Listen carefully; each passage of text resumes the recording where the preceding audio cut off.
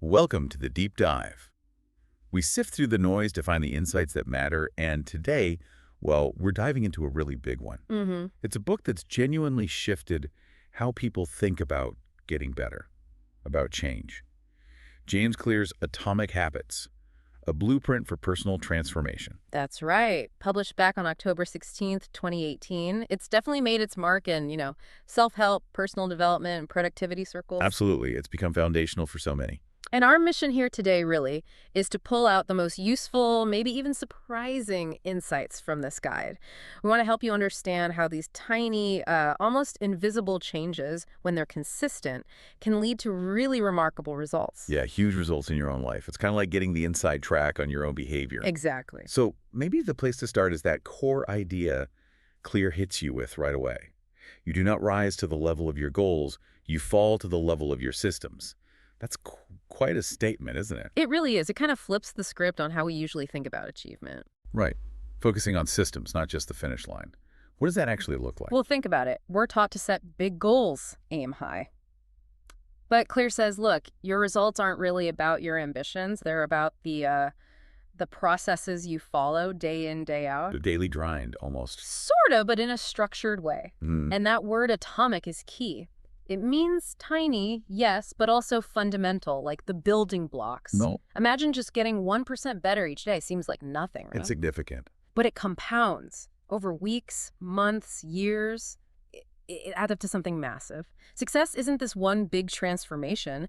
It's the product of those daily habits. He uses that great metaphor, the ice cube. You're raising the temperature from, say, 25 degrees, 26, 27. You don't see a change in the ice. Right, it still looks like ice. Exactly. But the change is happening internally. Then, boom, at 32 degrees, it melts. The transformation was building up all along, even when it wasn't visible. That's a fantastic way to put it. The ice cube. It makes you realize progress is happening, even when you can't quite measure it yet. Okay, so if systems are the key, and tiny changes are the method, how do we actually build these effective systems? Well, that's where Clear gives us something really practical. It's his framework, the 4 laws of behavior change. The 4 laws. Okay, sounds like a toolkit. It really is super actionable. It's like a user manual for habits. And the clever part is, each law works in reverse too. You can use them to build good habits or to break bad ones. Okay, let's break them down. What's the first law? Law 1 is about the cue. So to build a good habit, you make it obvious. And like leave your running shoes by the door. Exactly. Make the trigger visible. But to break a bad habit, you do the opposite. Make it invisible. Remove the cues from your environment. Don't just rely on willpower. Get rid of the temptation starter. Hide the cookie jar. Or maybe don't buy the cookies in the first place. Well, precisely. Out of sight, out of mind, as much as possible. Then comes Law 2, which is about the craving. To build a good habit, you make it attractive. You need to want to do it. So maybe you pair it with something you enjoy. Like you only get to listen to your favorite podcast while you're exercising. Temptation bundle. Exactly that. And to break a bad habit, make it unattractive. You need to highlight the downsides, associate it with negative feelings or consequences, make it seem less appealing. So really think about the hangover before you have that extra drink, maybe. Something like that, yeah. Or visualize the negative long-term effects. Then Law 3 is the response, the actual habit itself. Doing the thing. Right. For good habits, make it easy. Lower the friction. Start incredibly small. 2-minute rule.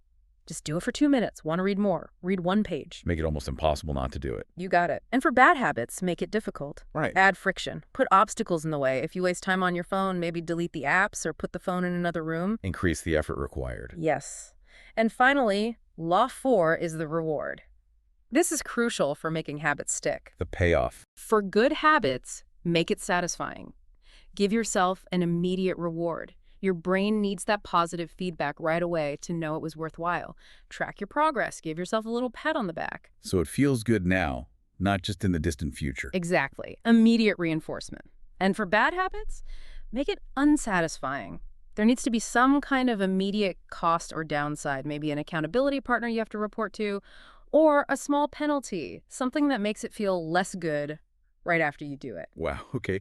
Cue, craving, response, reward. Yeah. And applying those 4 laws, make it obvious, invisible, attractive, unattractive, easy, difficult, satisfying, unsatisfying that really covers all the bases, doesn't it? It provides a really clear map for tinkering with any habit. It takes the mystery out of it. It does. But, sometimes knowing how to change isn't quite enough. There's the deeper why. Does Clear get into the motivation side, beyond just the mechanics? Oh, absolutely. And this might be the most profound part of the book. He argues the most effective way to change your behavior isn't just focusing on what you want to achieve, but on who you want to become.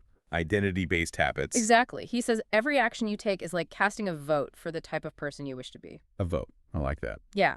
So instead of saying, I want to lose weight, the shift is to, I am a healthy person. Instead of, I want to write a book, it's, I am a writer. And then you act in accordance with that identity. Precisely. A healthy person makes healthy choices. A writer writes, when the habit is tied to your identity, it feels authentic, not like a chore.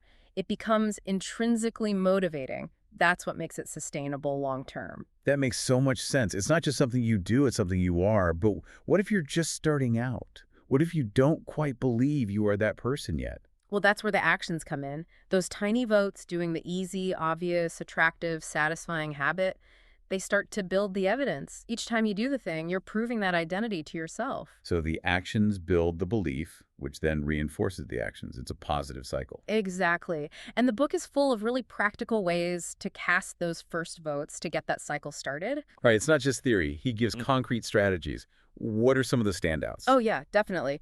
One huge one is implementation intentions.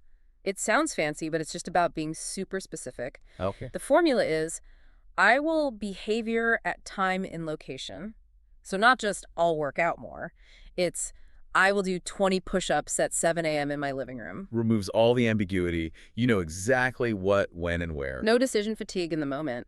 Another great one is habit stacking. I've heard of this one. It's brilliant. You anchor a new habit you want to build onto an existing habit you already do without thinking. The formula is, after I current habit, I will new habit. Like, after I pour my morning coffee, I will meditate for 1 minute. Perfect example. You leverage the automaticity of the old habit, and then there's environment design. Changing your surroundings. Massively important. Basically, making the cues for your good habits obvious and accessible, and the cues for bad habits invisible or hard to get to. Want to eat more fruit? Put a fruit bowl on the counter. Want to scroll less? Charge your phone across the room.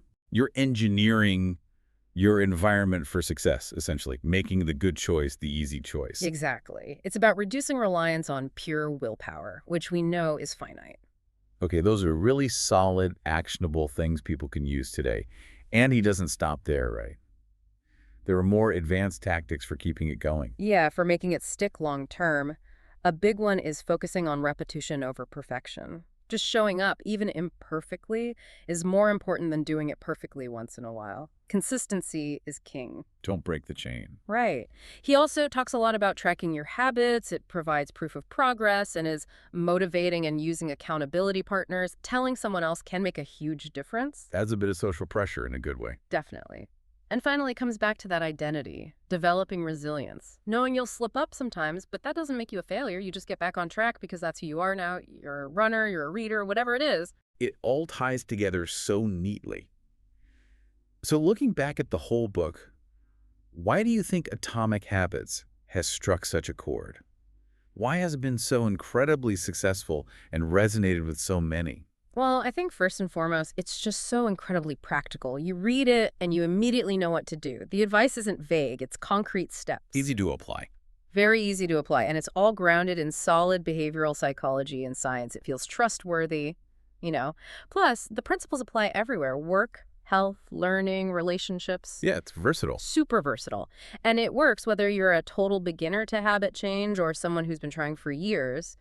The identity piece, I think, is particularly powerful for long-term change. It definitely seems like a cornerstone resource. Yeah. Are there any common criticisms, just for balance? Yeah, a couple of minor things sometimes come up. For people who've read a lot in this space, maybe like Charles Duhigg's The Power of Habit, some of the core concepts might feel a little familiar, perhaps a bit repetitive. Okay, so maybe less groundbreaking if you're already deep in the literature. Potentially. And, if you're looking for a really deep neurological explanation of why habits form, this book touches on it, but it doesn't go super deep into the brain science. Its focus is more on the how-to. Gotcha. Practical application over deep theory. Exactly. And honestly, that's its strength. That's why it gets rave reviews, like a solid 5 out of 5 from most places. It's considered one of the most impactful, actionable self-help books out there because it doesn't just tell you what changes to make, it shows you how to make them stick through those small, powerful, atomic steps. A blueprint, like the subtitle says. That seems really accurate. It gives you the plans. It really does. So the big takeaway from our deep dive today, the core message we really hope you leave with, is that significant long-term success and that personal transformation you might be seeking, it's not really about those huge dramatic moments. No, not at all. It's about the blueprint. It's built on those small, consistent daily habits. It's about focusing on your systems. And maybe a final thought to leave you with. If every single action you take is truly a vote for the kind of person you want to become, what's just one vote you can cast today? Just one small thing, using maybe one of those 4 laws we talked about, that moves you even slightly closer to that identity you aspire to? That's a powerful question to consider. We really do encourage you to check out Atomic Habits if you haven't already. It truly could be the blueprint for your own transformation.